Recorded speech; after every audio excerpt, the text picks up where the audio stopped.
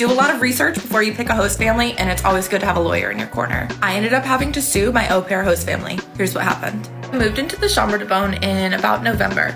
I'd been working for the family for a month. Everything was going great. I loved the kids. The parents were very respectful to me, and everything was going fantastic. I was really happy. After about a month of working for the family, I get a text from the dad that says, hey, as you know, we recently refurbished the Chambre de Bonne, and we're gonna ask you for a $900 security deposit for the apartment. Me being the little people pleaser that I was at 23, I said, okay, no problem, but could you please send me a document saying that this is a returnable security deposit? I'm not just gonna wire you 1,000 euros.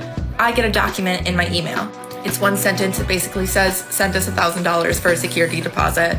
I sent this to my dad, obviously, to make sure it was okay, and he was not satisfied with it. Forwarded it to my host dad and say, since my parents are the ones who would be paying the security deposit, these are their questions. He's like, that email from your father was so inappropriate. He made it completely transactional. There was no gratitude whatsoever in it. Kindly, sir, this is a transaction. I work for you for 3 euros an hour, and my parents aren't happy or grateful that I'm here doing this. Shocker, he did not like that. So he says, we need you to be out in 2 weeks and we don't want you to work for us next year. The mom comes and everything was perfect. I had left it in better shape than I found it. Then weirdly, they're like, okay, we want the girls to say goodbye to you. Could we take you to lunch this afternoon? They take me to this beautiful place on the Champs-Elysees, and then they drive me to my boyfriend's place where I was staying because they kicked me out early. I say, great, thanks so much. Before I leave, just a reminder, you've been paying me retroactively, so you actually owe me for my last 6 weeks of work. This is 900 euros. So they say, okay, yes, we'll give you your 900 euros. We'll do the transfer. I send them a breakdown. These are the last times you paid me. These are what you owe me for.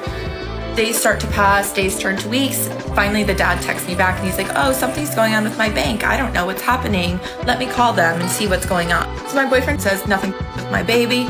He's working in a law firm at the time as an intern. He goes to his boss and gets her to send a letter to them.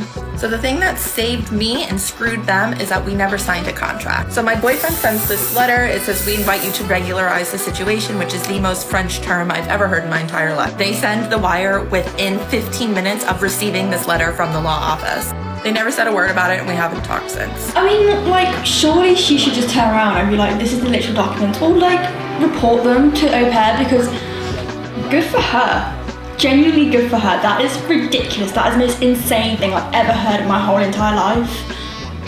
How disgusting do you have to be to con someone out of that? $3 an hour, literally, even in Paris, and I've been to Paris, it is very expensive. You can't even buy 2 bottles of water for that. That is ridiculous. That is honestly insane. They must accommodate her with free healthcare, and I'm so glad her boyfriend was a law person, because, oh my god. I know my friend's doing au pair and she's going to live with strangers as well. I honestly, if I was her, I would just report them to au pair, because they should not be doing this. Obviously, like, she knows that, but it's just ridiculous. Like, how can you live with yourself just knowing you're going to scam someone who's literally looking after your kids? Don't have kids if you can't look after them. Sorry, stress. Still, don't have kids if you can't look after them. But if you can't look after them for some certain reason, like maybe there's family, don't be so rude to the person that looks after them, especially if they've done it before. Just don't stand.